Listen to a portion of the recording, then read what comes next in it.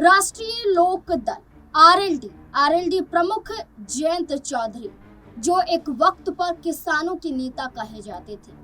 जयंत चौधरी, जिन्होंने अपने दादा चौधरी चरण सिंह और अपने पिता चौधरी अजीत सिंह के आधार पर अपनी पार्टी का विस्तार करने का विचार बना, लेकिन जयंत चौधरी का भारतीय जनता पार्टी के साथ आना, उनका विचार तो छोड़िए, वो सपना भी वो पूरा नहीं कर पा रहे हैं। वो किसानों के प्रति अपनी भागीदारी नहीं निभा पा रहे हैं, जिसके आधार पर चौधरी चरण सिंह ने पार्टी का निर्माण किया था। आज जयंत चौधरी की पार्टी का विस्तार अन्य राज्यों में तो है, लेकिन जयंत चौधरी के घटते कद के आधार पर यह विस्तार भी कम हो रहा है। हरियाणा, राजस्थान, दिल्ली, उत्तराखंड, उत्तर प्रदेश, बिहार में जयंत चौधरी की पार्टी रालोद का बड़ा वर्चस्व माना जाता था, लेकिन आज जयंत चौधरी सिर्फ उत्तर प्रदेश में अपने राजनीतिक भविष्य को तलाश रहे हैं। इस बीच में जयंत चौधरी ने अब भारतीय जनता पार्टी के खिलाफ उतरने का फैसला किया है और समाजवादी पार्टी के राष्ट्रीय अध्यक्ष अखिलेश यादव ने जयंत चौधरी के इस फैसले की सराहना की है। दरअसल जयंत चौधरी ने फैसला लिया है कि अब वो चुनाव अकेले लड़ेंगे। अब वो भारतीय जनता पार्टी के साथ गठबंधन में चुनाव नहीं लड़ेंगे।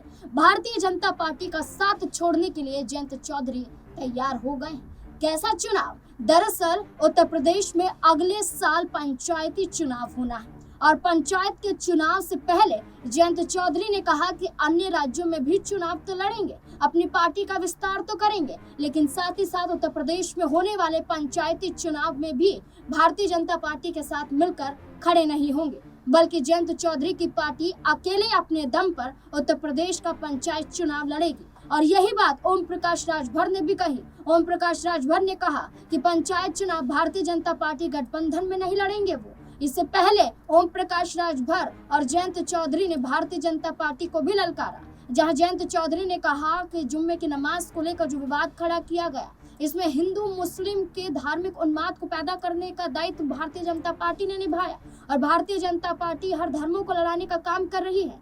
इसलिए हम भारतीय जनता पार्टी के शासन पर सवाल खड़े करते हैं। जयंत चौधरी ने कहा कि हम योगी पुलिस को सबक सिखाकर रहेंगे। जयंत चौधरी ने यह तक भी कहा कि भारतीय जनता पार्टी ने लोकसभा चुनाव में उन्हें 2 सीटों पर सिमटा दिया। आज केंद्र में मौजूद तो हैं जयंत चौधरी, लेकिन पंचायत चुनाव अकेले लड़ने की बात कही है। इससे संकेत मिलता है कि क्या विधानसभा चुनाव भी भारतीय जनता पार्टी गठबंधन के साथ नहीं लड़ेंगे जयंत चौधरी? क्या लगता है आपको? अपनी राय कमेंट सेक्शन में जरूर दें।